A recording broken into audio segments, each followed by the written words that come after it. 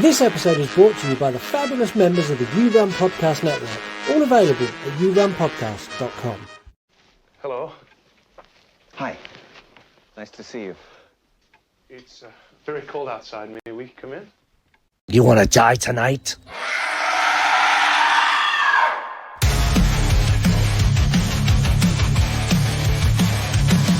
The dad jokes he tells sets the scene. I hang on every word lost in the screen. The passion for fear is contagious enough. You make me believe in Mark's overblown roundups. You run podcasts or a movie review, unveiling facts and playing games too. Your words paint pictures of darkness and dread, leaving me grinning long after I fled. But to do one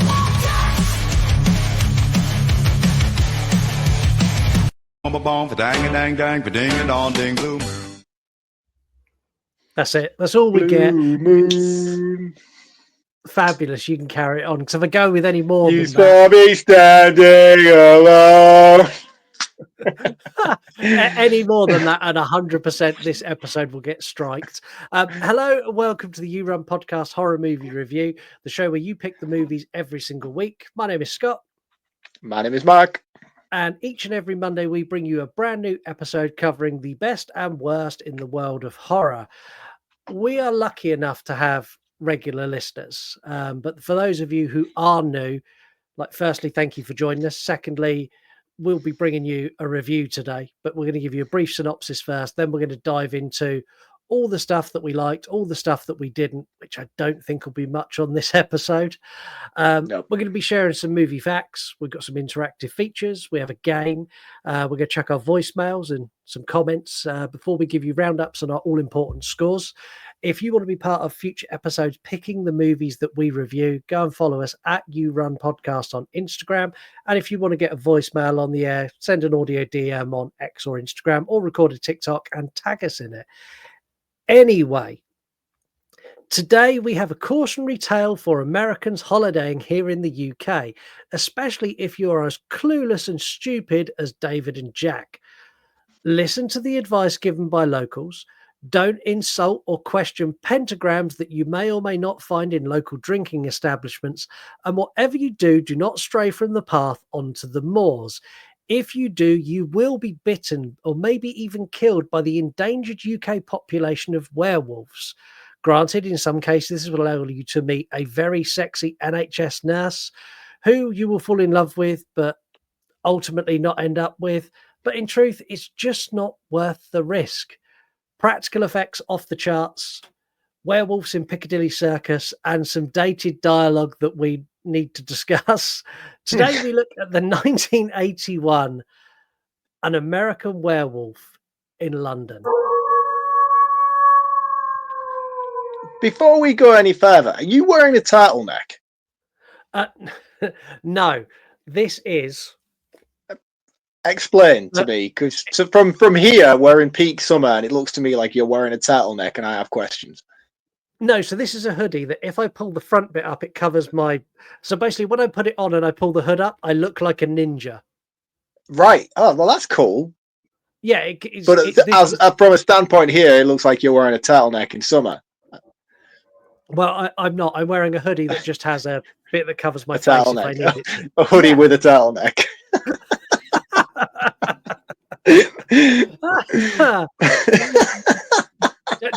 You can't be firing shots at me when you're dressed like a lumberjack. I'm not firing shots. I was just curious. What's more amazing is this is our second episode into the evening, and I've only just noticed you wearing a turtleneck. And I only noticed you're wearing a lumberjack shirt at the same time, so it's fine. Man, I wear a lumberjack shirt every week. This is my outfit. This is my get-up.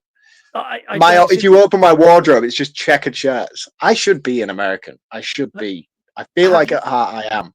Have you got a wardrobe like Homer Simpson? You open it up, it's just exactly the same stuff, but lots of it. But yeah, just lots of it and different variations of colour. That is pretty much it. I've hit that point in my life where I don't do fashion now. I've picked a lane and I've stuck with it. Yeah, I'm still trying to dabble in. I still haven't found. No, I know what my flow is. but I still occasionally like to try something new, and I'll put something on Lisa and be like, no, where did you get that? Borrowing clothes from the Ninja Mutant Turtles, probably not one of them, mate. I'd maybe reconsider that hoodie. Back to the movie. I'm sorry.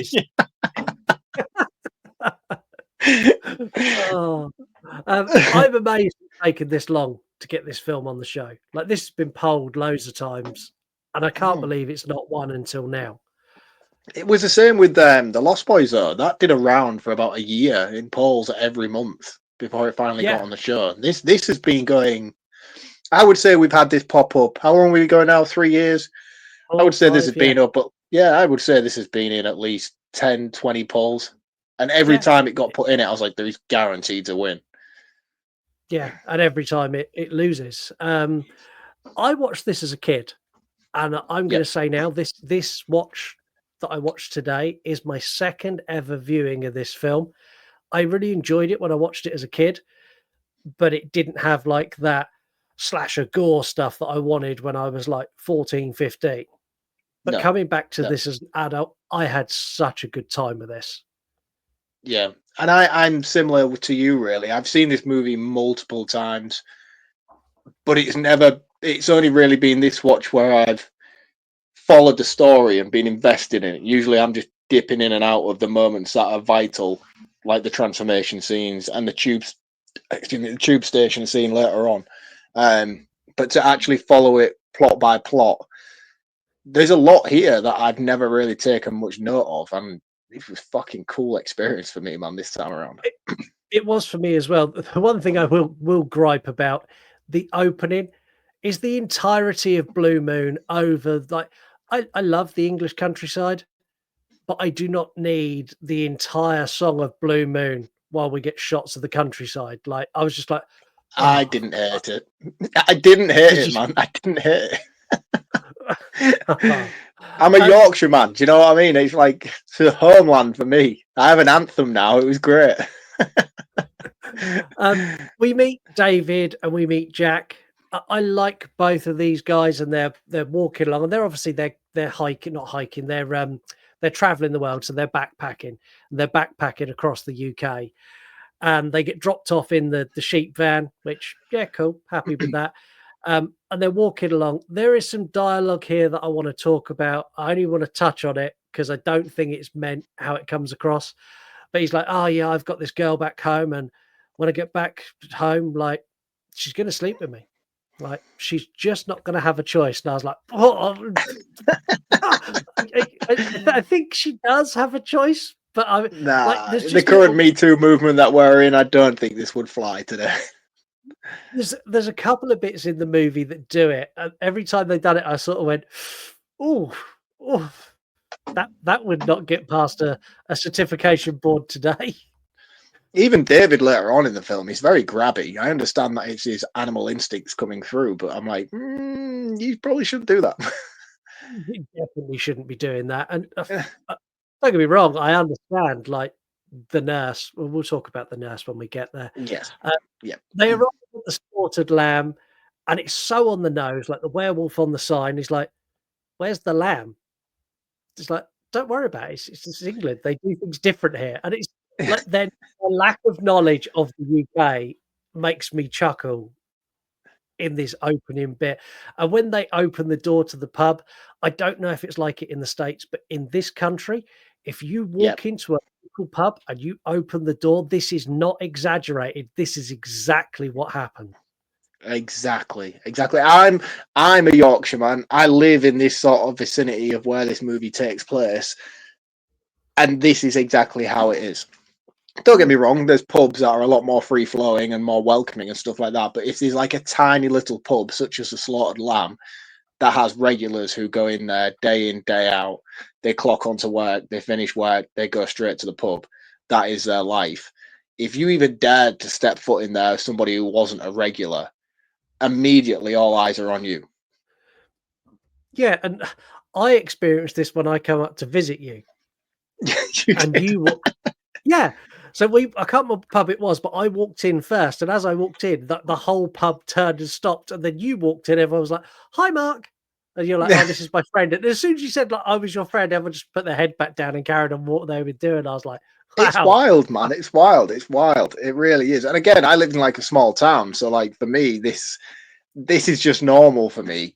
And I just I laughed. It is exaggerated. It is exaggerated in terms of the strong Yorkshire accent. I don't know whether this is something that's just adapted over time. I know the accent from Yorkshire used to be incredibly thick like that. I don't know. I don't hear it. I don't know. People must listen to this show and be like, what is that guy saying 9 times out of 10? I remember when I first came on as a guest, as a co-host on this show, we got some stick, man, and I got some comments and stuff that I was like, oh, that's not very nice regarding my accent. And I remember, if you go back probably to like the first couple of months of me being here, I used to try and cover it up quite a lot. I used to try and cover it quite but I used to try and cover it quite massively and try and sort of, and that was one of the biggest problems I had. I remember back in the early days of the show, I used to really stumble my words a lot. And it wasn't because I was nervous or because I couldn't speak. It was because I was thinking about my accent and trying to dumb down it to in a way to make people feel more comfortable listening to me coming onto the show. I mean, now I don't give a shit. It is what it is. You either like it or you hate it. But it's like back in the day, I remember being like, oh shit, man, like people are actually picking up on this and leaving comments about it. I feel really bad. And I remember when we were getting the messages, and the messages were literally along the lines of this. English, motherfucker, do you speak it? Yeah, and I don't know whether people have just become accustomed to it now and understand it more. I don't hear it. I don't hear it at all. I don't. Like, no, you won't now because we speak every day. But like, I don't hear yours anymore. But I remember when me and you first like met and first introduced each other, you sounded like Danny Dyer to me. So I was like, who the fuck's this guy?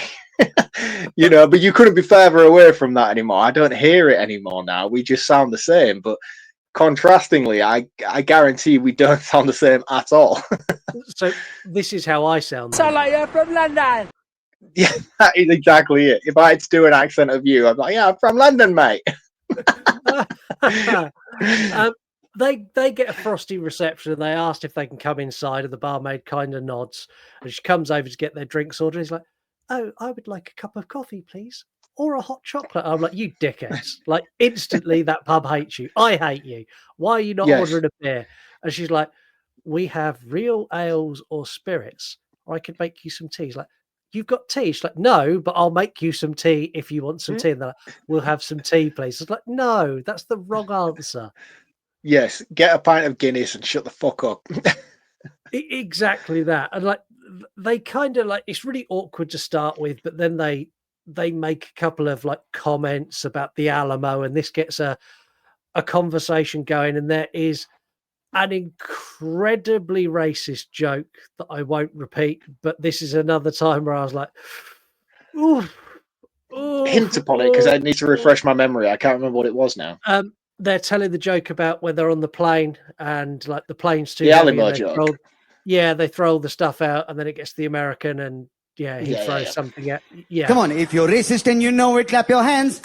What the fuck, bro? But again, like these are the sort of jokes that were told in pubs around that time. This is not something that is done with any malicious intent. So I kind of accept it for what it is. It's a product of the time this movie was made. Jack, what is Jack's problem? There's candles on the wall. Oh, look, there's a pentagram. Ask him about the pentagram, David. Ask him. David's like, I'm Jack. I know I'm Jack in this situation. You are, but I think you'd be more delicate. Like you'd be like, oh, there's some cool candles. Like, have they been? No, I don't. I don't think I would. I think I'd be straight up. I'd be like, what's that devil shit on the wall all about? That's pretty much what he does. What's the start? And that's it. Everyone's like, time for you to leave. And they're like, yeah, I think it's time we go. And the landlady, bless her, she's like, no, you need to stay. You don't need to go. And they're like, no, they need to go. And then after they're gone, she's like, you're sentencing them to death. And they're like, yeah. Made me miss my dart shot. Fuck them. Yeah. but I like the conflict between them all in terms of the battling of like all of them know that they shouldn't do this, they shouldn't let them go out there, but at the same time, it's easier for them to wash their hands of the situation. And I think that's handled really, really well, especially when they do eventually go after them later on. It kind of explains a little bit why they would do that, considering the atmosphere that they received in the pub. It's this next scene that I have a little bit of issue with. So they leave the pub and they have the funny conversation regarding pub names. So if you're not from England and you're an American listening to this, we don't have fancy bars and stuff here. We do more so now. Now you've introduced fucking supermarkets and all the rest of it to our country. We do have snazzy bars and stuff now. But back in the day, all of our pubs were named weird things like prime example, the dog and duck, or when we went to For the Love of Horror for the first time, we stayed in a pub and we stayed in a B&B in the pub. It was the Spread Eagle. Exactly. And these are littered all over the country. And that was all we used to have. We didn't have wine bars and restaurants and things. It was just pubs, Spread Eagle, the Horse and Hare, and King's Head. You know, basically, if you watch The World's End, it's basically what most of the things are in the UK. Every possible lion in a colour: the red lion, the blue lion, the black lion, the gold lion. Like that was just a thing. Yeah. Like, my pub crawl as a kid, I went from the Royal. Well, I say as a kid, but when I was in my 20s, I went from the Royal Staff to the Wheelwrights, the Golden Lion, the Red Lion, the Crimea, and then I went up into town and went to like the posh bars and clubs. But like those first ones, like it is the pub crawl from World's End. Yeah, so ours was the Dog and Duck, the Foresters, the Sloop. We had the Book, which was an inn. We had Windmill. There's a few others, but my mind's gone blank now. There's one called Push, King's Head. Yeah. I think a few of them we visited when you came up to see me that time. But we have the new, now modernized restaurants and bars and stuff sprinkled in between. But like this is, we got Yates Wine Lodge, like Yates. Yes, a Yates' bar. Fuck you know. Wherever I go, if I ever go stay away in a different location in the UK for like a weekend away with the wife or whatever, if ever there is a Yates' bar, that's where I know I don't need to go, because they are the roughest. They're worse than a Weatherspoons, in my opinion, are Yates' bars. Yeah. But anyway, I digress. The thing that bothered me particularly about this scene is they have that cool interaction, the funny little back and forth about pub names as they're walking off. When they're in the pub, the Slaughtered Lamb, they're talking about stay on the road. No. The farmer who drops them off with the sheep in the back of the truck, he's like, stay on the road, rah, rah, rah. Beware of the full moon is what they learn in the pub. They literally break all of these codes. However, it's not necessarily the breaking of the codes that bother me. On this watch, I noticed when they break from the road, there is already a pre-trodden footpath that they tend to follow, and that's because they've reshot the scene multiple times, and there is footmarks in the grass where they've taken multiple takes on it. I'm like, oh man, could you not literally have just set up like 2 meters further up that field so there isn't pre-trodden footmarks in the path? Because I know this is where they're going to deteriorate from the path now, and it's like, it was lazy, man. I was like, oh, that's fucking annoying. Don't do that. Just move further on and walk in a different part of grass. And I know it's a minor nitpick, but it bothered me on this watch. Yeah, and I noticed it as well. And it didn't bother me as much as it bothered you. What made me laugh, though, is when they realise they're not on the road, he goes, oh, we seem to have strayed from the path. Ha, ha, ha. And then they're like, then they start hearing the wolf howl. And they're like, oh, maybe we should head back. And they take like 5 steps. They go, oh, no, we're lost. And I'm like, oh, you two are so fucked. Like, you're so fucked now. And like the bit where David falls, I'm like, shit, it got David. Because like I said, I watched this as a kid, but like this was like a first watch again for me. And like it doesn't. And then like Jack goes to help him up. This kill scene where the werewolf gets Jack is far more brutal than I remembered it. But I couldn't stop laughing when he goes, it's killing me. He comes back for him. Why does David run away immediately as well? Like, I would not want to go around the world with David in this instance. No, and like in this scenario, I was thinking about this. Like, if you were being attacked by an animal, I'd kick it, I'd throw something at it, I'd do whatever I could to get it off of you, and it wouldn't be until the point where I'm like, yeah, he's dead. Like, as soon as I realised like you weren't making it, then I'd probably run away. But until no, that but David's instant reaction is to just immediately bolt. I'm like, fucking hell, David, at least try a little bit, you know? Hi, Jack. Fuck you, Jack. And he's like, oh, it's killing me. I'm like, yeah, you could have prevented that if you'd have just rugby tackled it around the neck. You could have probably both taken it on together, but you've missed that opportunity now. Yeah, you just run away because you're a big pussy. David gets bitten and he gets saved by the people from the pub who rock up with shotguns. And I don't know if they kill the wolf because it's never established whether the wolf dies. No, or they do.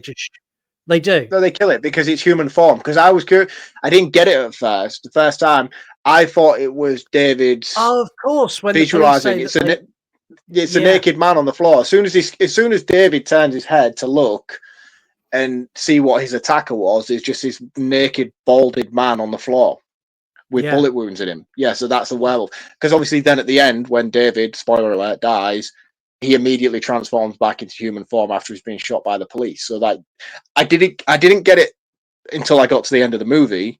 I'll be honest with you. Because in this point, I was always like, "Who is that on the floor?" Yeah, I thought that's it was going to be Jack. relevant. Yeah, no. I thought, oh, that's going to be relevant. Who is that naked man on the floor? Why is he visualizing that? But no, it's not. That was a werewolf. It was dead, and as soon as it died, it turned back to its human form. Yeah, okay, now that all makes sense now. David wakes up in hospital, and there's two. Well, he's not woken up yet. There's two nurses having a chat. There's a really hot nurse, and there's a not so hot nurse. And the not so hot nurse is like, yeah, well, he's pretty well endowed, these Americans. She's like, how do you know? She's like, I took a look. A lot of perverts in here. Like, but that's the thing, man. They do, don't they?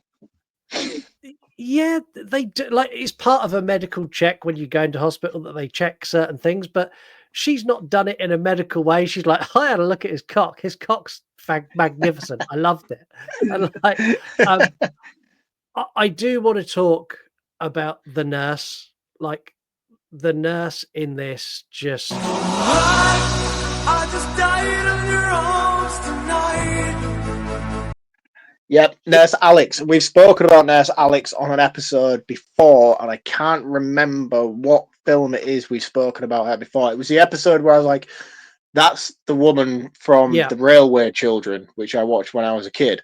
And I can't remember what film it was we talked about now. I feel like I want to say like Child's Play 2, and it was like the stepmom or something like that who adopts Andy. I might be massively wrong. But yeah, it's the same woman. It's the same woman that we spoke about previously. She's very, very beautiful, man.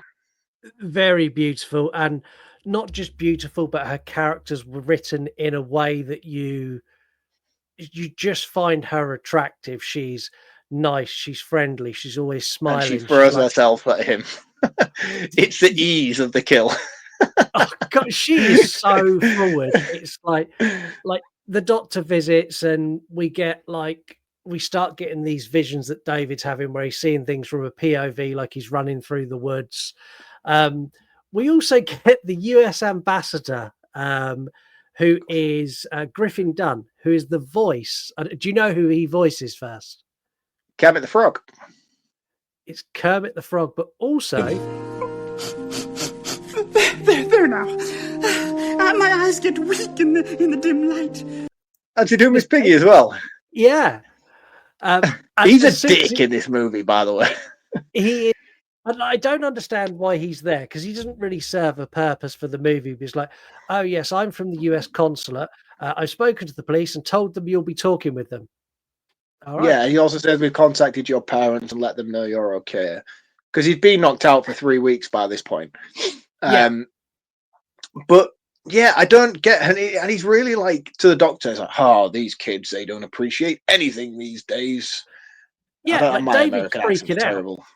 Like David's freaking out. Like his friend has just been told his friend died, and he's like, "Oh," and he's panicking. He's like, pull yourself together, man. What's wrong with you?" Like, I know, he's such an awkward dickhead in this moment. And I'm like, what are you even doing, dude? And even the doctor himself is like, you probably need to leave right now.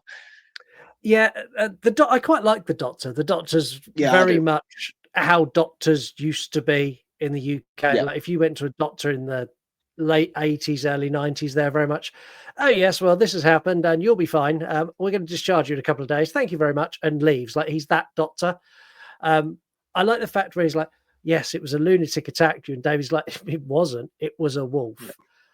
Yeah. If it was me and I'd been unconscious for 3 weeks, I don't think I would believe my own memory. If I was told I was attacked by a lunatic and they had shot and killed that lunatic, I think I'd have just gone, "Okay, yeah, my memory's No, and made it especially a with wolf." his last visual being of the weird naked man on the floor, you would think that would be his plausibility get out. Do you know what I mean? Like he'd be waking up thinking the naked man that everybody shot down, not the wolf that I thought I saw in the darkness.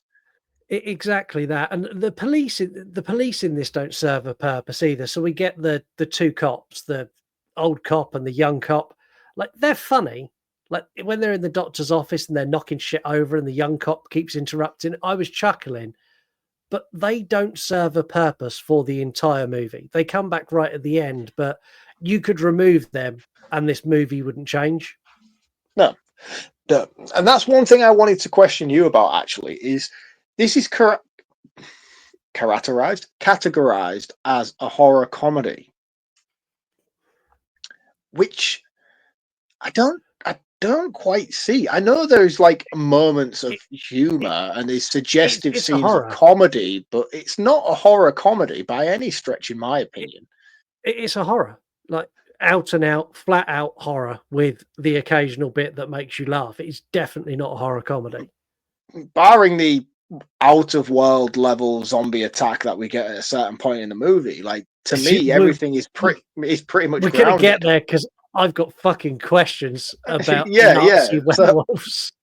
So apart from that, everything else in the movie is pretty grounded, barring a few humorous lines here and there and a few little quips, you know. But like nothing's ever really ha ha ha, this is a horror comedy, you know. I wouldn't be like, "Oh, we need to watch this movie, it's like a horror comedy, it's really really funny with horror elements in it," you know. Like to me, when you justify a horror comedy, it's a comedy first. It's a comedy first, you know. You've got Shaun of the Dead, it's a comedy first with horror elements. You've got Tucker and Dale, it's a comedy first with horror elements. To me, this is a horror movie with brief moments of light-hearted nature towards it. So yeah, but even when you go like IMDb and stuff like that, it's categorized as horror comedy, and I don't feel like that's justified at all. No, I don't, and I've actually got something in facts about that because John Landis has got an opinion on it as well. So we'll let John Landis have the final word on whether this is a horror comedy or not. Cool. Nurse Price, or Alex, is the best nurse ever. She's like, "You're not going to eat? Well, I'm going to feed you," and like forces her way onto the bed, and she's like feeding him, and as she's feeding him, she's like stroking his cheek and Everybody shut up! I have an erection! Like, "You're not going to eat this." Honestly, she's the nicest nurse ever, and I love the back and forth between her and David, and I also like the fact that he's slipping in and out of these vivid dreams at this point as well. And there's an element here where you're like, is this happening? Is this not happening? And we watch this kind of relationship bloom between them. And then we get him in a house watching the Muppets on TV, which, okay, fine, bit baffled, but okay, I'm on board. And then Nazi werewolves. Explain this. Like, why? Why are there Nazi werewolves? And why is it like a dream within a dream within a dream? Like this bit is so fucking off the wall. It doesn't fit. Like, take this out, this film still works. It doesn't make any sense. Like, it's cool to see a werewolf in a Nazi uniform, like fucking people up, but why? Yeah, no, Rob Zombie did it better, in my opinion. But in terms of what this actually represents in the film, I don't think it's necessarily sort of justified, in my opinion. As cool as the scene is, I like the scene. I think it's great. I like the practical effects used within it. I like the costume design, and I like the merciless attack that it takes while it's killing all the people within this scene. But I mean, for me, it's just there's no justification towards why it's there or why he's necessarily visualizing these certain things. Like, again, dream sequences and all the rest of it. Yes, I get it. I have some fucking trippy, mad dreams. You know, I love dreaming and I love having weird, trippy dreams and waking up questioning the reality of that dream. I have them all the time, and it's fucking fantastic. But my point is like, this doesn't correlate to anything. Like, why are they Nazis? Why are the werewolf Nazis? What I get, it would have been better to show. I know they're trying to represent him losing his mind in a certain aspect, and the transition from him to human to animal. But like, I just feel like this could have been done so much better. And I don't want to hate on it too much because I think it's a cool scene. I do like it. I just, in terms of the progression of the narrative, it feels very out of place in this movie.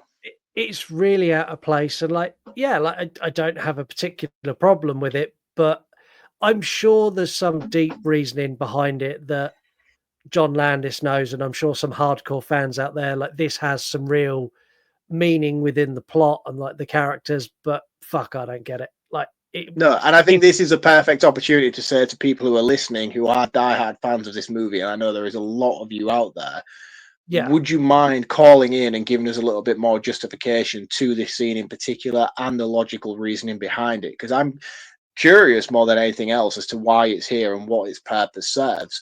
I get it, and I get the overall message that it's trying to convey of him slowly declining into madness to a certain point, but this is fucking very out there in terms of how grounded the rest of the movie feels.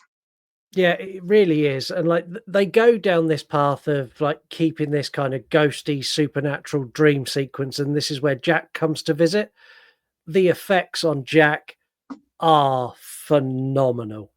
Like, he comes multiple times, and every time he's in a different state of decay. But this first one, where his face is all torn up and his neck's hanging out, just fucking neck's fucked, my man. I like, this is like Pet Sematary level sort of stuff. And that's one thing that I think this has a mass similarity with Pet Sematary, this movie, throughout, regarding the visualization of the dead coming back to him. But one thing I really appreciated is the lore behind it, and Jack's insinuation of, I died, you killed me, and I'm now just floating around in the netherworld, and the only way I can pass over is if the bloodline dies from the werewolf. You need to kill yourself, you need to set me free, but not only by setting me free, you killing yourself will prevent so many deaths. And Alex at this point is just losing his David at this point is just losing his mind, thinks he's fucking tripping absolute balls, doesn't believe a word he's saying, to a certain point.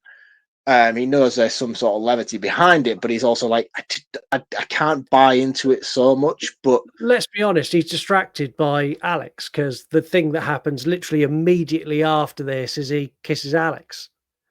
Yes, yeah, he wakes up from this weird trippy balls. Yeah, because he freaks out, doesn't he? And he starts pressing the nurse buzzer. She turns up, and instead of explaining to her like, "Oh, fucking hell, I'm seeing visions of my dead friend," he just starts necking on immediately.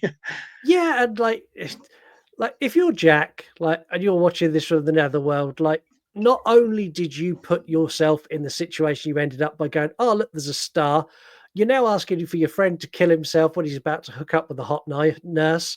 I think as Jack, you need to take a little bit of ownership of your own actions and fuck around in limbo for a little bit longer, because I think you're being a bit of a dick. my overall point of this though is that I love this mythology. You know, I love it, and I think it's amplified even more when we get to the cinema scene later on, the adult cinema scene, where they're having a huge conversation there. But the introduction of it here and how it progresses throughout the movie is really, really cool, as opposed to the standardized silver bullet, full moon werewolf stuff. I think this movie in itself does a really good job of having its own strict laws on how things work. but not only having them, but then conveying them in a really, really well-mannered way to the audience so we can follow along with that. Yeah.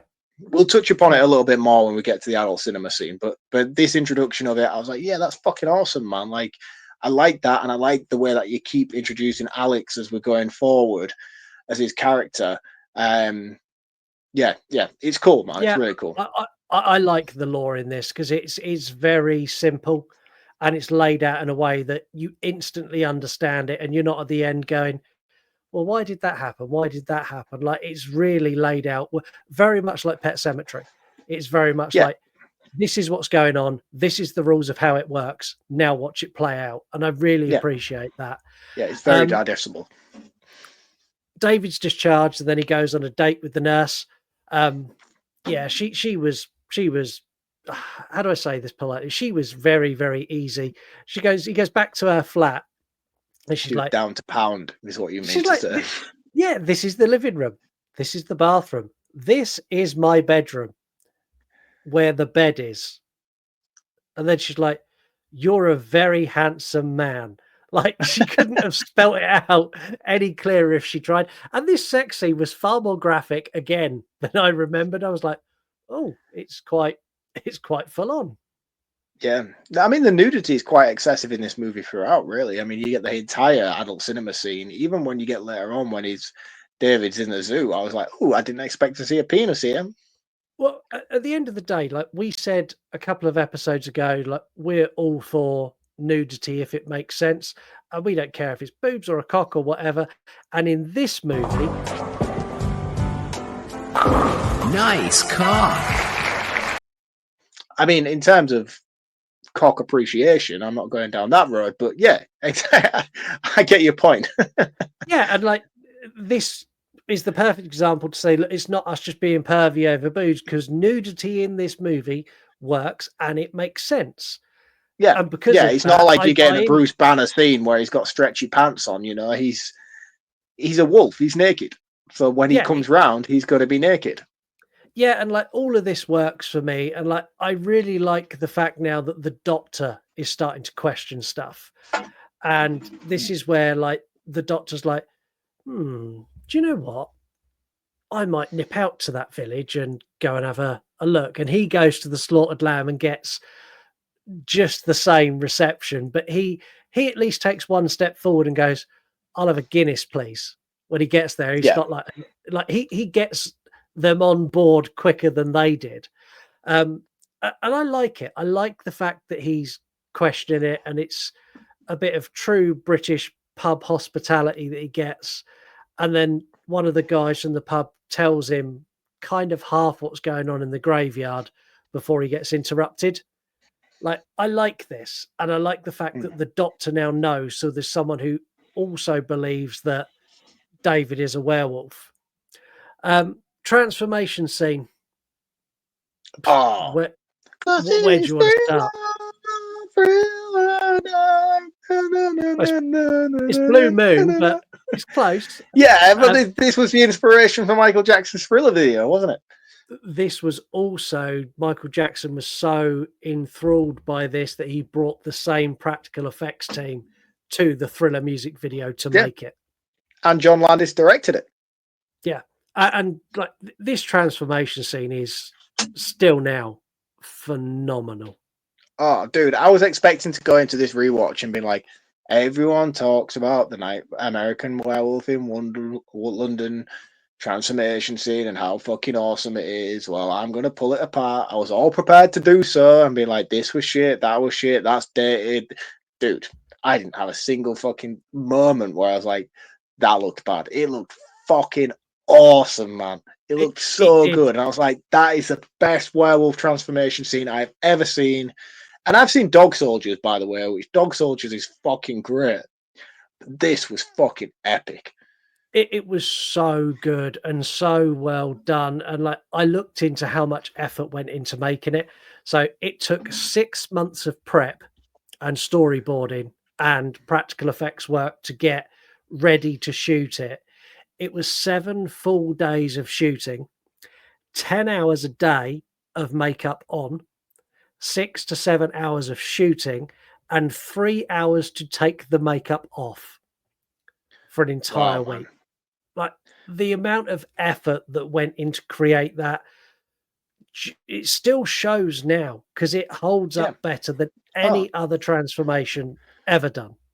it does indeed, man. It's one of the most iconic pieces of cinema, is this transformation scene in itself. And I think it looks fantastic, and I still think it looks fantastic today.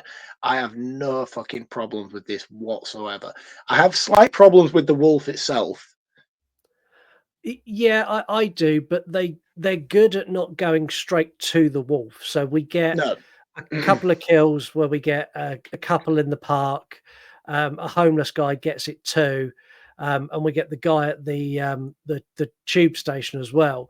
But I love that all of this is done from the POV of the wolf, so they're protecting what the wolf looks like, and all of Yeah. those kills you don't see a lot, but I No. think that only adds to, like, I want to see what it fucking looks like, especially the guy on the subway, like his reaction to seeing the werewolf, like that just sheer terror in his eyes is like, what the fuck is he looking at? Mind the gap.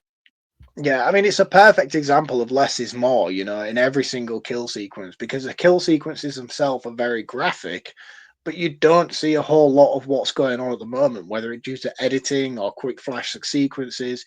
It's handled exceptionally well, and I think not showing the werewolf in its entirety is a good thing. I mean, I know we get it later on.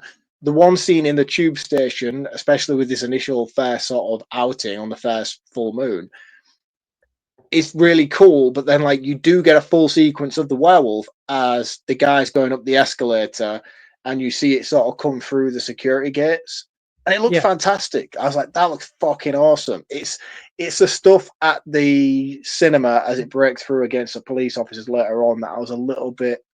You've done such a good job up until this point. And I imagine when this movie first came out, it looked fucking amazing. I'm not taking that away from this film at all. But even to now, like 2025, how old was this movie? 81. 81. So, like, we're talking 44 years later.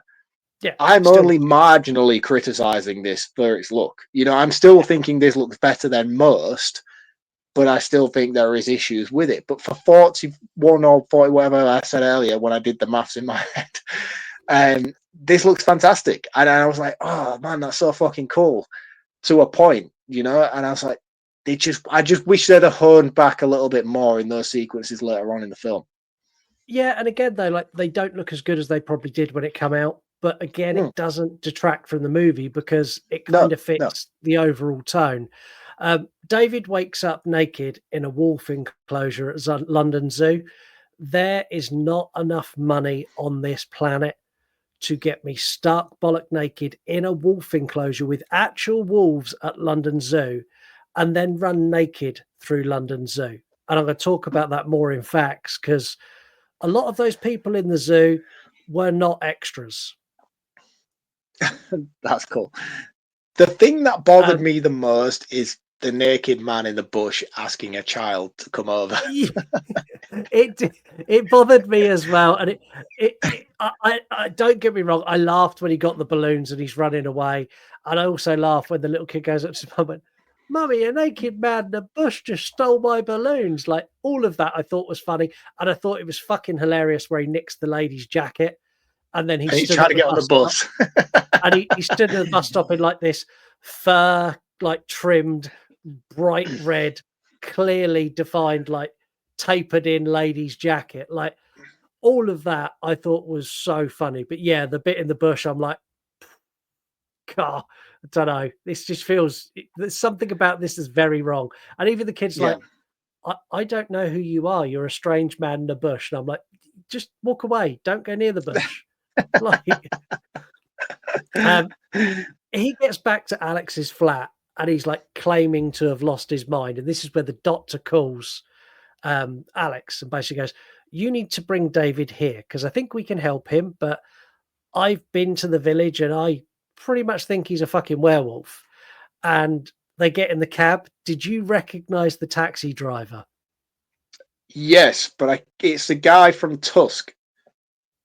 No, I don't know if it's Bricktop from Snatch. Yeah, it's Bricktop from Snatch. He's a guy from Tusk, is he not? I don't know if he is. No, he's not. He's not the guy from Tusk. No. He's not. But they have a very similar look. Yes, it's Bricktop from Snatch, but I know him from Cockneys versus Zombies. Yeah. So when they got in the cab, and as soon as he spoke, I was like, I sat on the sofa and went, "Have you heard of the word nemesis?" Yeah. Instantly. Speaking of cool fucking unforeseen cameos, did you see Rick Mail in the pub at the beginning, the Slaughtered Lamb? Yes. Rick Mail from Bottom. I was like, oh, that's cool. But for the American audiences, it's Rick Mail from Drop Dead Fred. But for here in the UK, it's Rick Mail from from Bottom. And I was like, man. And I remember reading an interview with Rick Mail about this movie and how he was like, oh yeah, I wasn't trying to be in the film. I just had a friend of a friend who was like, oh, you should come by one day. Similar to the way that fucking Wes Craven was sweeping leaves for John Carpenter. And Rick Mail just turned up and ended up being like a focal point of that entire scene. Yeah. Which is awesome. There's so many cast members in this that you recognize and you're like, I fucking know him. And it's like, these are all people like the guy who plays Bricktop in Snatch in this cab. When he done this, he was just an extra probably on 50 quid. Yeah. For his in the movie. And then he's gone on to have a great career. And like things like that, I'm like, this is really cool. And it's in this taxi ride that David realizes that he did become a werewolf. And he tries to get arrested in Leicester. This is a cool. Lieutenant! Arrest that man! Arrest him! If you want to get arrested, David didn't try very hard, is what. No, you would just immediately punch the officer. That's the whole thing. The whole time he was doing this, I was like, just fucking punch the police officer, man, and you will be nicked immediately. Yeah, and not only that, like 80s police, like the first time he argued back, the policeman would have smacked him with his truncheon. Like the 80s police took no shit, none whatsoever. The cops get called back, and like you get this scene where they're talking to the doctor, and like this whole scene's like them just bumbling. They're just bumbling fools. And like you've got David in Piccadilly Circus, and these cops are trying to get there, and you've got the doctor and the nurse are trying to get there. And this bit's really sad. David calls home, and he gets his little sister, and he wants to talk to his parents. And like he's giving his sister shit and like just having like a brother-sister relationship. He's like, tell mum and dad I love them. And she's like, oh, what do you mean, you dickhead? He's like, no, just please make sure you tell them I love them. And I was like, oh, this is really sad. And it's the only point in the movie where I went, oh, this is dark, because he knows where this ends. Like he's already resigned himself to how this concludes now. And I thought that was a really clever and really small scene, but I really liked it. Yeah, I mean, it kind of emphasizes the end game, you know? Yeah. Porn cinema. Should we talk about the porn cinema in Piccadilly Circus? Love this. Favorite part of the movie. And it's not even because of the porn scene, which you know what you're all automatically jumping to. It's the interaction between him and Alex, and then the introduction of all the victims. Jack. Yeah, sorry, him and Jack, and then all the introduction of the people that he'd killed the night before on the first full moon. And I just love this. I love how the conversation unfolds between the core characters and how he's like, oh, it's not actually a pleasure to meet you, but I'm in this situation because of what you did last night. You need to do this. And they're all emphasizing and pushing suicide on him and stuff. And I think it's a really, really cool scene. So I wanted to ask you, Jack and all of these other characters and all of the visions he has, are they in his head? Or is this, you don't think that? And I don't either. No. I'm glad you said that, because I've read a couple of things online where people are it's just a descent into madness. I'm like, no, it's not. These are spirits reaching beyond the grave to try. I'm fully bought into the lore of this movie and this expanded idea of the fact that his victims are trapped in this nether realm because of his doing, and they have the ability to connect with him and speak to him and appear to him because of his actions. And I think it just adds a whole nother level to this lore that I was totally invested in, man. I was like, this is so fucking cool, you know, as opposed to a standardized werewolf thing. I mean, imagine being a werewolf. We're just talking about the events from one particular evening. Imagine had he gone on and survived the events of this movie and dealt with this curse for years, having a full festival full of his victims just constantly at him. You've done this, you've done that, you've caused this is it, you need to end this, but not wanting to end your own life, but still having to deal with 30 days of constant belittling and torturous conversations with your victims from it. I was like, this is fucking cool, man. This is such an intriguing element to the story that I've never seen introduced before. And again, I've seen this movie fucking 20, 30 times when I was growing up, but this occasion I really paid attention and honed in on these elements for this particular reason. And I was like, that's fucking epic, man. Like, that is such a cool introduction to the lore that really resonated and amplified the torment within David as a character for me, that I was like, this is fucking cool, man. Yeah, and I'm glad that you had the same take on it as me, because when I read a couple of those things online, I'm like, oh, I really hope Mark doesn't think that, because like I don't. Like, I got the same, exactly the same take as you, and like as you say, like you fast forward 10 years and he goes back to that porn theater. That porn theater is, every seat is full with his victims all going, you need to kill yourself now. And I think that's, but not only that though, but just if you think about it on another level, like you've got the deterioration of Jack as well, just over the matter of weeks. Imagine all the victims over a course of a few years, how cool that would fucking look, you know? So for me, I think it's really, really cool. I would hate to like pick up on a fucking interview from John Landis in a couple of years and be like, nah, it was all just in his head and him battling his own torment. That would really piss me off. Yeah, so we won't seek those out.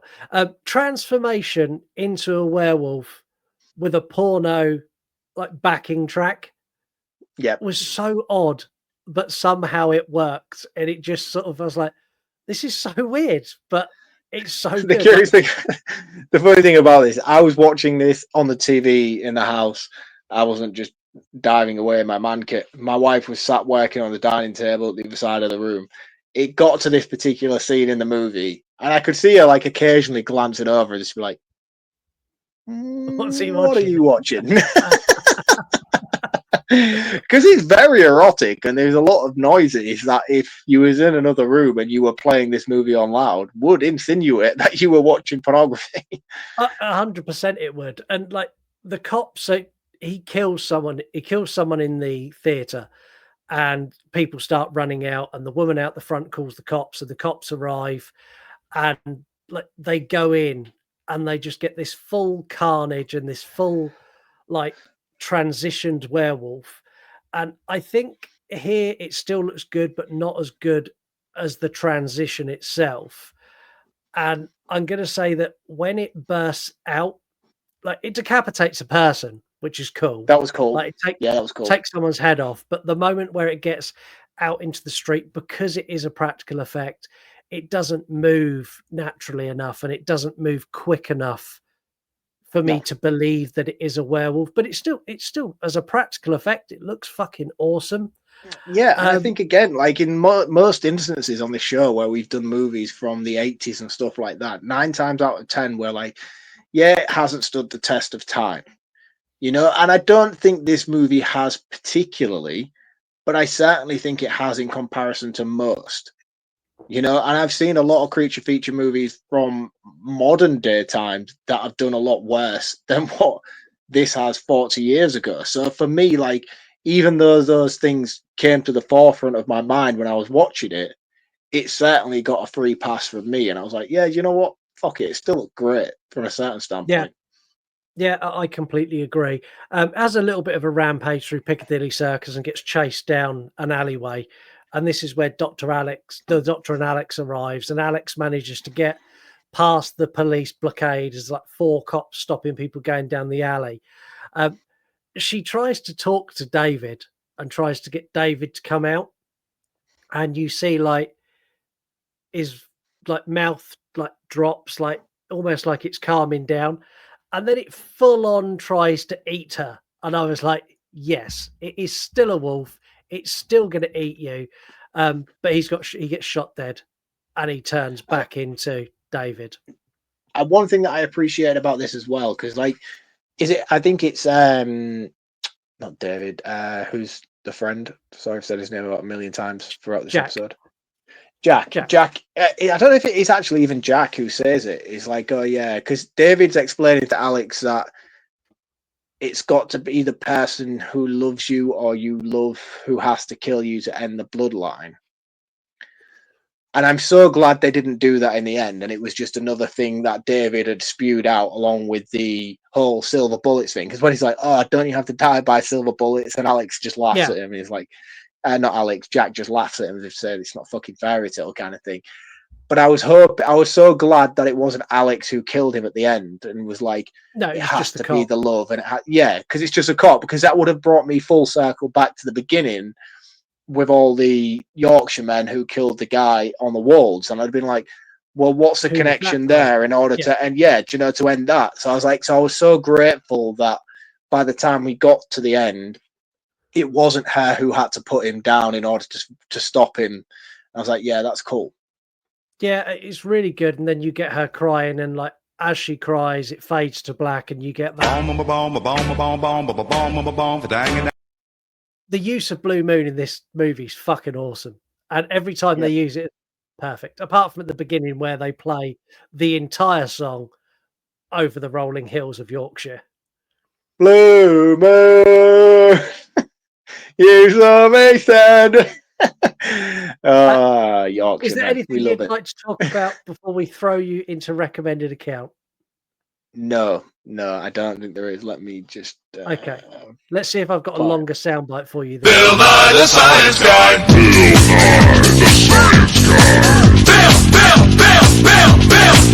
Nye the Science Guy. Do you remember Bill Nye the Science Guy?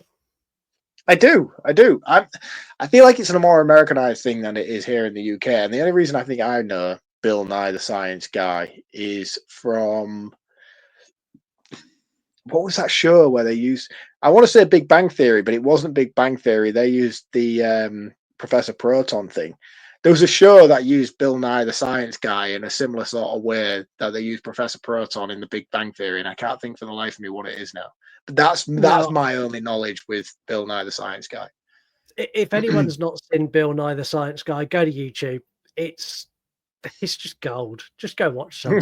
Anyway, your recommended account of the week is? This week's recommended account is Spool Swaps on Instagram. This is a Las Vegas-based guy who makes nostalgia cool again, or so his bio reads. I'm a big VHS collector. This is a VHS-based account. You're not interested? Fast forward 5 minutes. Maybe 2 minutes.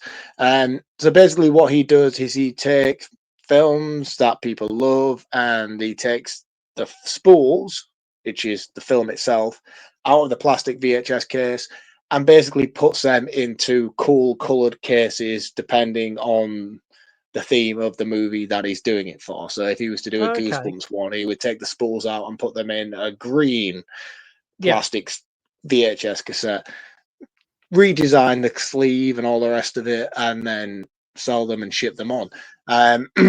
Really cool for anybody who's interested in VHS or just really appreciates aesthetically looking good Instagram accounts. I would recommend checking this out. His name is Chris. You can find him at Spool Swaps on Instagram. And as always, let him know the Urine Podcast sent you that. I've heard about these things. I wish I could have done a lot of these. I haven't had the money to ever do it. Yeah, I don't know. That could be like bonus episodes that we could film throughout the following winter. Join LK the Horror Nerd and Yanni as they give you the horror nerd experience. Thrills, chills, jump scares and more coming your way on every single episode.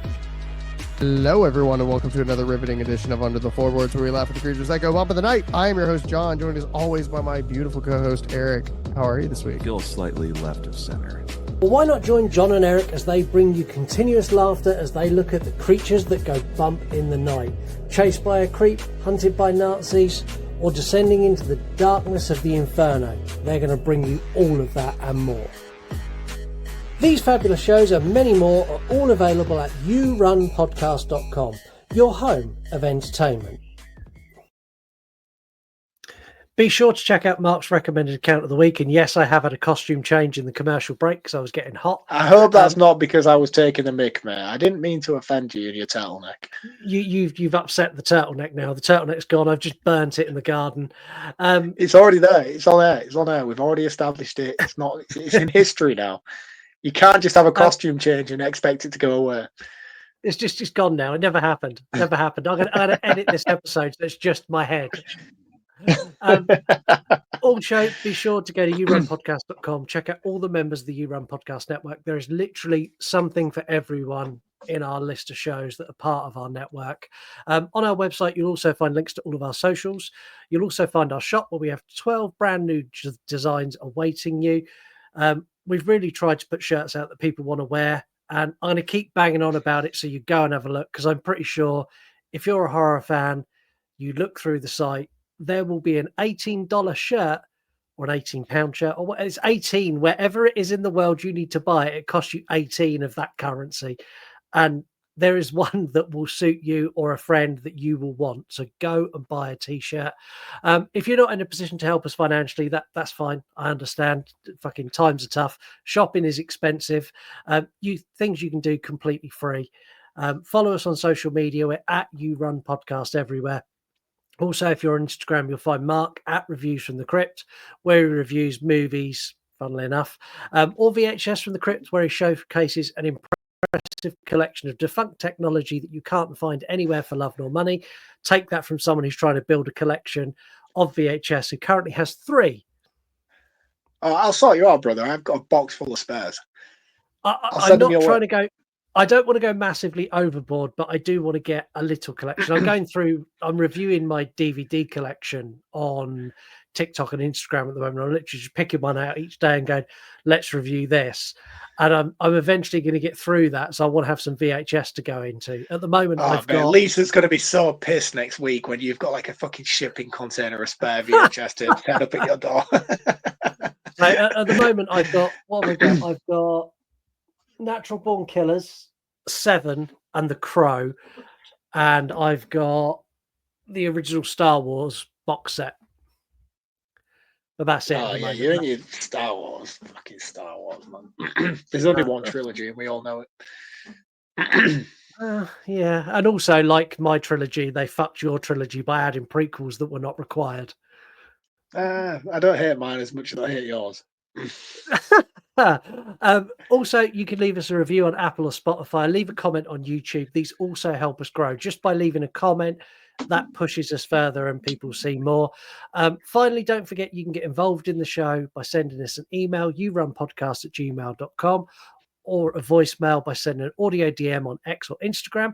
Or you can make a post on TikTok, tag us, and we'll drop that into the episode as well. So there's loads of things you can do for free. And also, seriously, go and buy some of our merch because it's fucking fire and we would like the money. Let's do some facts. So Britt Baker claimed to have been disappointed by the amount of time. So Britt Baker's one of the effects people. He was really annoyed at, the face transformation. So that shot of the face transformation is a 7-second scene, and it took him months, like literally months and months of work to get that to where it was. And he was pissed off that John Landis used 7 seconds of the footage until he sat down and watched the finished film. And he actually applauded John Landis, because when he watched it in that test screening during that face transformation, the audience applauded the film. And he went to John Landis afterwards and was like, thank you. Yeah, but excuse me. Yeah, but in the same breath, I feel like during that transformation scene, that is one of the fastest. Do you know in like a lot of movies where you get bad transformation scenes where they do that 1 minute. There's that like I think it's an Indian wolf man where it's like they like poo and then he's got hair, then poo and then he's got another hair. I've seen the reel on Instagram a million times over. The face transformation scene feels a little bit like that, considering the build up of all the rest of it with the hand stretching, the nails coming out, his back stretching up. That's all very progressively done. But then when it gets to the face, I do feel like it is one shot, edited away, one shot, edited away, one shot, edited away. And I would have liked to have seen a slightly smoother transition in that. And again, it doesn't look bad. Don't get me wrong, it doesn't look bad. It's digestible. It looks fantastic. But I think had it had more of a stop motion animation feel to it, where there was quicker edits of progression, it would have felt like a smoother transition. So I get why the makeup artist was pissed by it. Yeah. But yeah, I do feel like that is one particular scene of. It was almost like the werewolf transformation scene got to a certain point where it was like, right, we need to finish this now. And it's when it's focusing upon the face, and I feel like that's where it lets it down slightly. It's not bad by any stretch of the imagination, but if they did have the month's worth of stock footage to use, it could have been transitioned smoother, in my opinion. Yeah, I don't know if I agree. I really like that transformation. I don't know. Yeah, well, I do, and I'm just nitpicking. I'm purely nitpicking. Yeah. Oh, on this film, that there's nothing you could really pick apart. It is nitpicking. Everything we're going to say that's negative is just nitpicking at this. David Norton, who plays David, he recalls the zoo scene, and he said like he done the shot in the wolf cage. That was a one and done.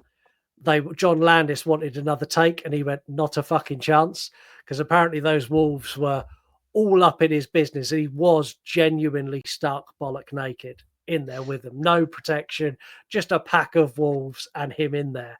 And he was saying that they had until 9 o'clock to get the shots done, and just after 9 they started filming the scene where he's running through. And he turned around and said he looked up at the director, who went, wow, we got so many extras over there. And the director replied, they're not extras. The zoo is now open. So he was running around at London Zoo naked while it was open. So at some point in 1980, when this was shot, there's a family walked into London Zoo with David Norton, like full on sprinting nude through the exhibits. It's awesome. So John Landis cast him because David was in the Dr. Pepper commercial. Now, Norton was actually fired by Dr. Pepper because of the nude scenes in this movie and didn't get to go back and do more adverts for Dr. Pepper. Oh, wow. I mean, to be honest, Dr. Pepper ads or American Werewolf in London. Exactly that.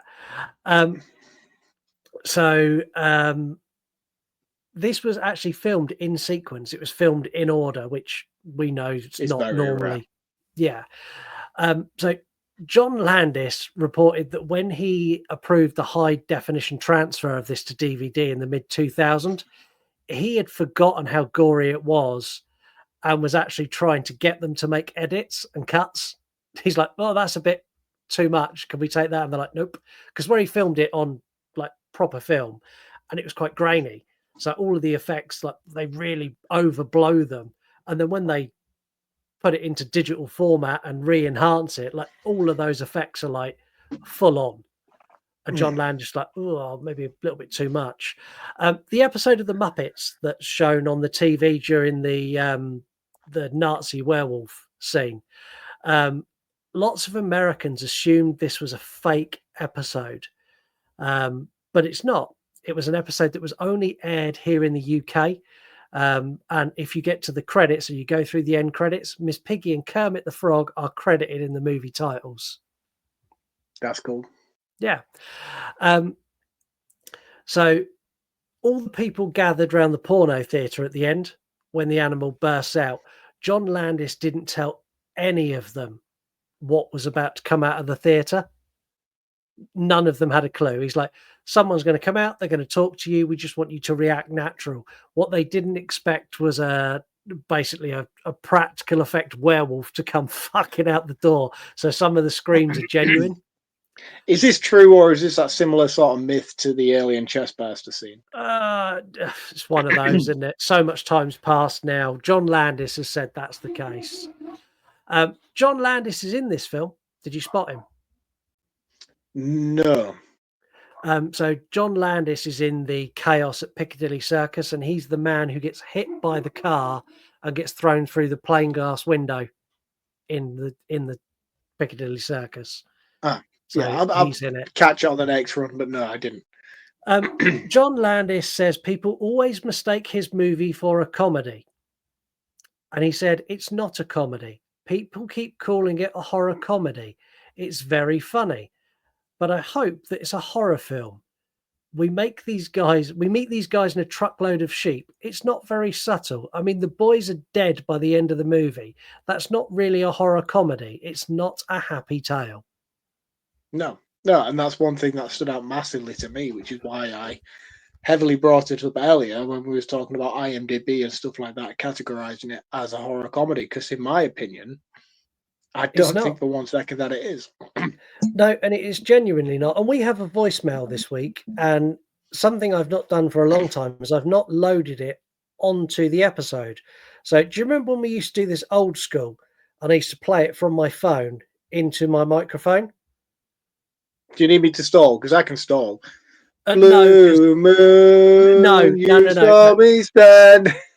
No, please don't. So we have a voicemail, and I'm going to play you the voicemail when it gets off the screen. It's on. Here we go. Where's my microphone? There. God, we're so professional here at the U-Run podcast. I feel like I could have busted out at least 3 verses of Blue Moon. Nature, picture as usual.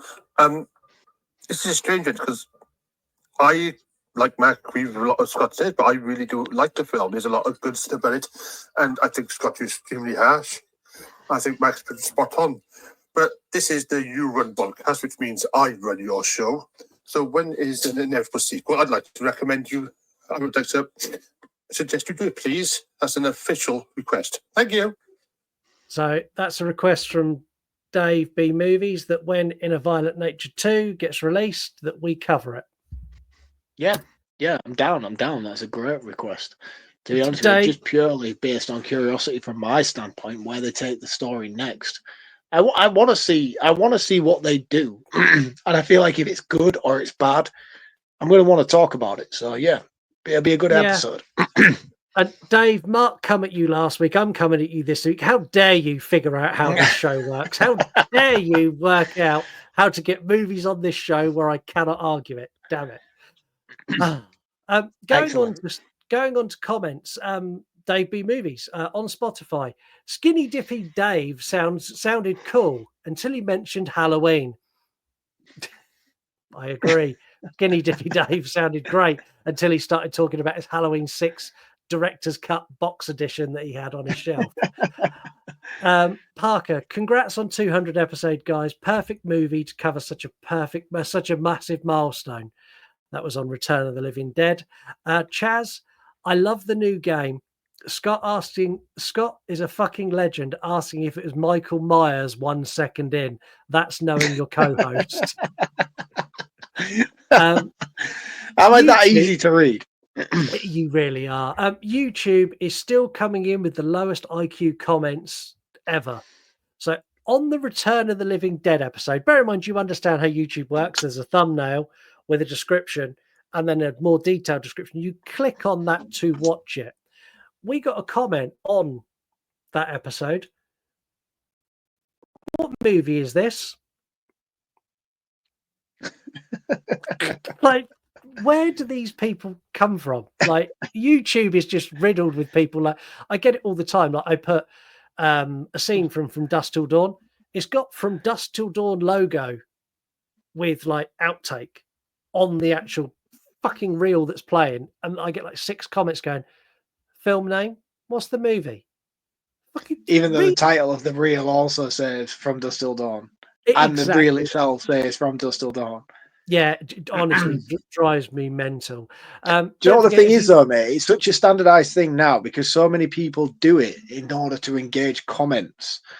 There's this account that I follow. I'm not naming names, but there was a really successful account, and I was like really proud that they'd done really, really well because I first discovered them when they weren't. They just started out, and then all of a sudden they just massively fucking ballooned into this amazing account with fucking hundreds of thousands of followers. I was like, oh, that's fucking awesome. But they've fallen into the trope now of posting snippets of films, like iconic scenes and kill scenes and all the rest of it, but they're not showcasing what this scene is from in the title of the reel, etc. So people come to the comments and then comment multiple times, thousands of times over. What is it? What films is? What films is? What's the film? Do you know? And it's like you're doing that for the sake. Like 9 times out of 10, I usually know what the scene is anyway. But I'm like, that's just fucking annoying. Do you know? Like if you want to showcase that scene and publicize it to the mass audience that you've now progressed, at least write a caption and say, oh, this scene from Dawn of the Dead is fucking fantastic. I love it for this reason and this reason why. And then we'll all appreciate it and we'll all go and check it out. But you're doing it as a clickbait thing now. And it's like a sellout thing. Do you know, like when people are like, oh, you fucking sold out, man. You used to be cool and you sold out. It's exactly that. And I'm like, don't be that person, you know? Why? Because you're manipulating the audience that's got to where you are. And it infuriates me. That's one thing that I've never done. So like the You Run podcast account is posting the same sort of shit now that we were posting when we had like 3 followers. I still post memes that are there to deliberately rile people up. I still do that because I'll be honest, I take enjoyment from that. But then I post loads of movie clips and like I post loads of reels and I do loads of cool shot. Like there's loads on our Instagram.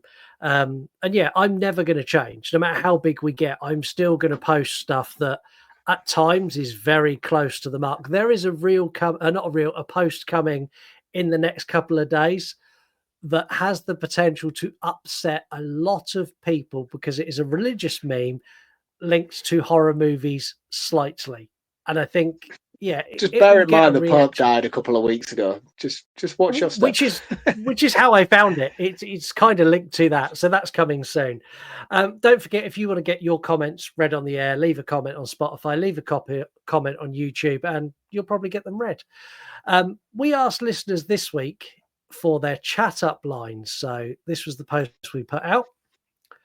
Hit us with your best pickup line in the comments. You guys need some fucking help. Like this feature was called Listeners Got Game. Listeners ain't got game. Listeners are not getting laid ever. Cinema poison. How much does a polar bear weigh? Enough to break the ice. Now that I like. They're a movie account. Imitation Dave. I heard you like Bad Boys. Well, I don't mean to brag, but I'm bad at everything.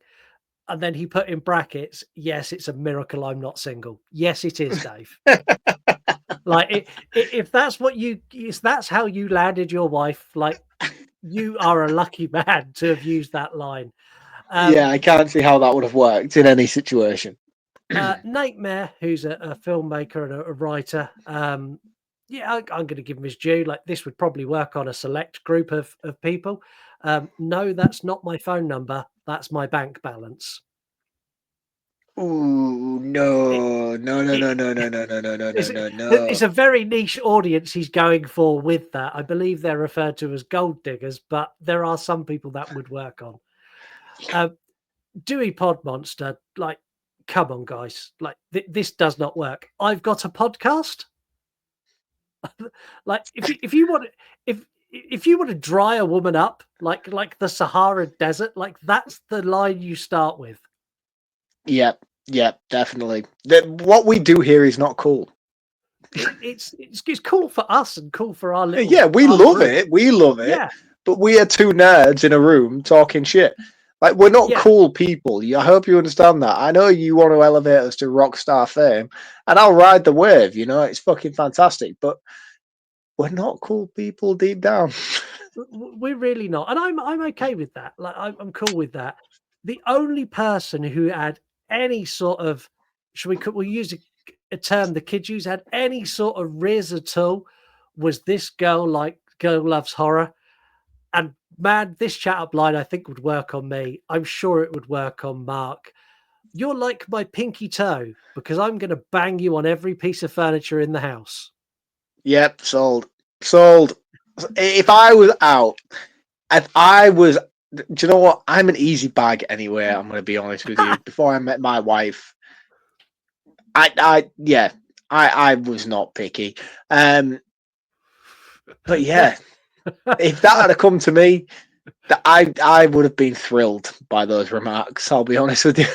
Yeah, and let's be honest, back in the day for you and me, if a girl spoke to us, we needed a minute because it was... Everybody shut up!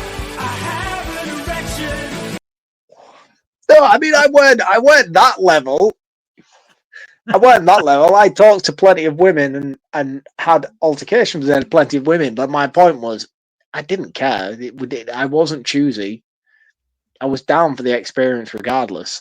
See, I think you were this when you were out. Sexy Mann, ich hab mehr Sex als eine Frau aushalten kann. Oh, mate, honestly, I was on the dance floor. I was a peacock. I was a fucking peacock on the dance floor. And reeling them in. And now how the mighty have fallen, man. Do you know what I mean? How the mighty have fallen indeed. Back in my prime. When I was a lad, during the war, man. During the war, man, they were fucking good times, I tell you. We have a game. We haven't done a visual game for a while. This one's kind of like, if you're listening, you still enjoy it. But if you're watching on YouTube or Spotify, this is going to be a lot more fun for you. This is a little werewolf quiz, and it's more visual than normal. I've got 10 werewolves that I'm going to show Mark, and all he needs to do is identify what movie the werewolf comes from. Yep. So how well, Mark, do you know your werewolves? Not very well at all. Oh, dear. Okay, well, this might be a shit feature. So here we go. Here's your first werewolf. And all you need to do is tell me the film that this werewolf is from. Dog Soldiers. That's correct. Well done. Kicking off strong. How about this one? Twilight. 2 for 2. The CGI give it away, I'll be honest. Swinging for the fences. How about this one? Van Helsing. For someone who doesn't know their werewolves, you're doing very well. That's 3 for 3. I was bluffing. Fucking yeah, it seems like it. How about this one? American Werewolf in London, which we've just done. It is. That's 4 for 4. Going to dig further back into the past now. How about that one? That is oh shit. I don't know the title of the movie. Teen Wolf. It's Teen Wolf. It is Teen Wolf. Michael J. Fox. Also, great werewolf transition in that as well. Not quite American Werewolf in London, but still cool. How about this one? Oh, that is Underworld. It is. Fucking hell. 6 for 6. You got 4 left, and you're flying through them. They get a little bit harder now. How about that one? Fuck. I feel like that's going to be like something absurd, like fucking strippers versus werewolves. That's my answer. It's not. It's Werewolves Within, which is a great horror comedy, and at some point we need to get it on the show. Yes. To be honest with you, I started that, but it started off so slow that I kind of tuned out. But I've heard really, really good things about that movie. You need to give it 35, 40 minutes, and all of a sudden it takes a step, or about 12 steps up in gear, and you're like, fuck. Yeah, I didn't give it the time it deserved, to be honest with you. It was late on at night when I put it on, and I was kind of tuned out after like 20 minutes. I was like, no, not feeling this. But I have heard it's great. Definitely worth a watch. Another one that you definitely will have seen with another great transition in it. How about this one? Oh, you say that. I don't know that. I don't know that. See, that is Wolf with Jack Nicholson. I was going to say that, but I was holding out for that because I thought, that's no, that's not the one I'm holding out for. No, it's not. That's not the one I'm holding out for. Yeah, I haven't seen that one. That's a Michelle Pfeiffer one as well, isn't it? Yeah. Jack Nicholson. No, I've never seen Wolf, but I should. Jack Nicholson's great in it. The film's not great, but Jack Nicholson, well, it's Jack Nicholson.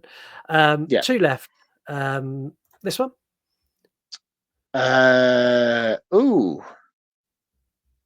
Ooh, that's difficult. I don't know that one either. I'm going to take a wild guess and hope for the best.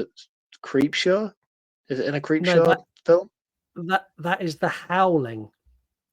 The Howling. Oh, okay. I have a few of those on VHS. I've never seen a Howling movie though.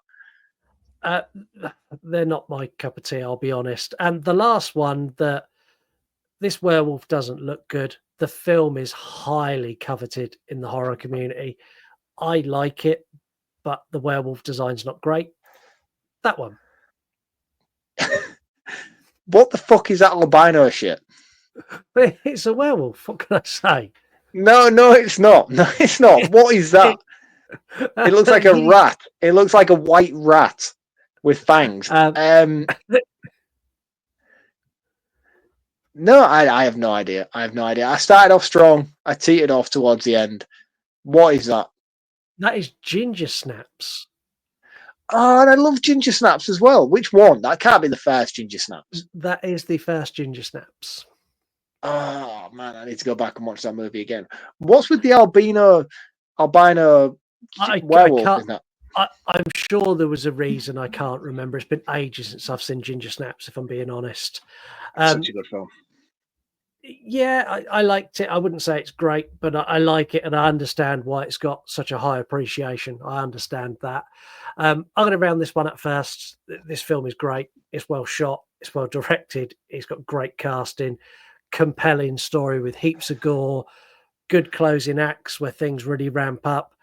The use of Blue Moon in the opening titles and throughout the film is great.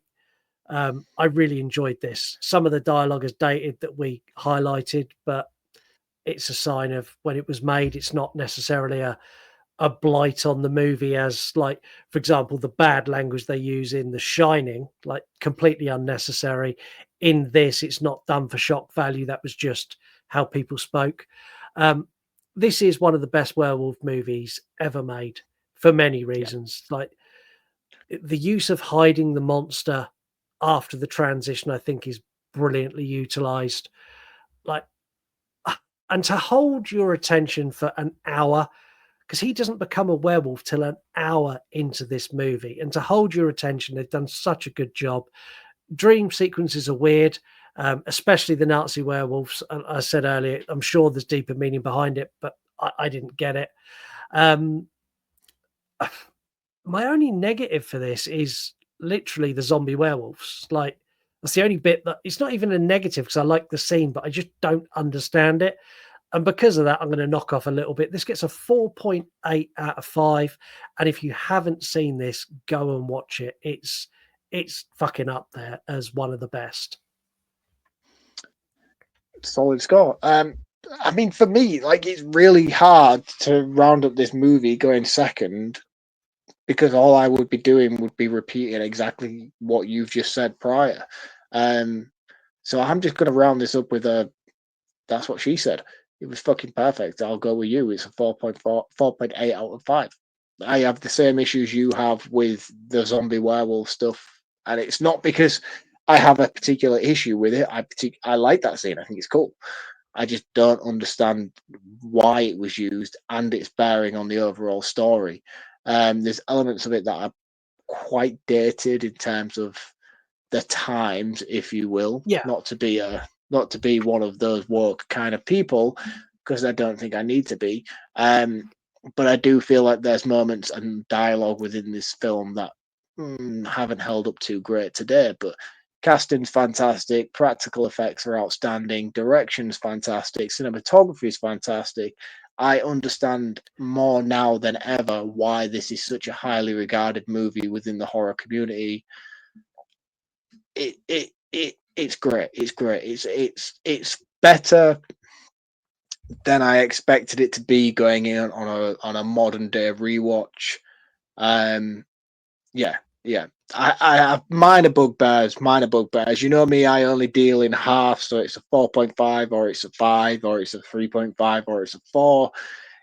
That's kind of my margin, but I'm with you this week, surprisingly enough, and I'm gonna go with your 4.8 out of 5, just purely based on it only marginally deserves a knockdown, just on probably our lack of understanding more than anything else. 100%. Because I don't hate that scene at all. I think it's a really, really cool scene. I would just like more clarity on its justification of being there. So 4.8 out of 5. Probably now the highest ranking episode of the year, and it's going to be a tough one to beat. It's up there. It's going to be just behind Return of the Living Dead.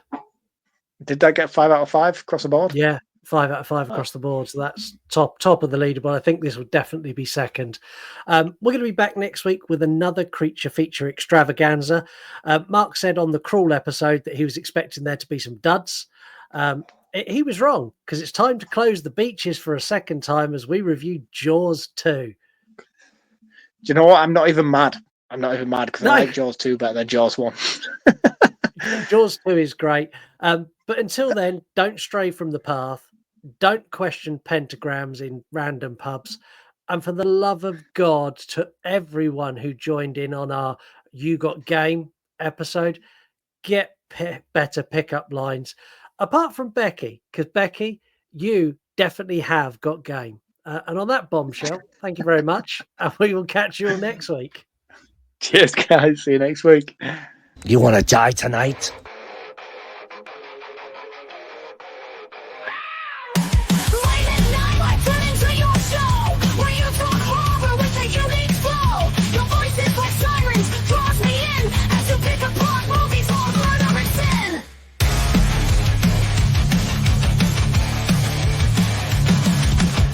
Jokes you tell sets the scene.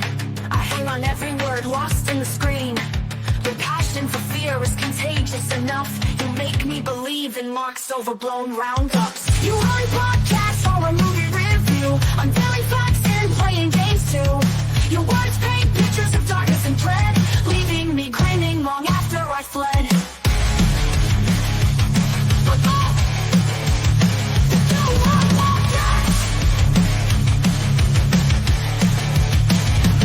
You run podcasts, horror movie review, unveiling facts and playing games too. Your words paint pictures of darkness and dread, leaving me grinning long after I fled.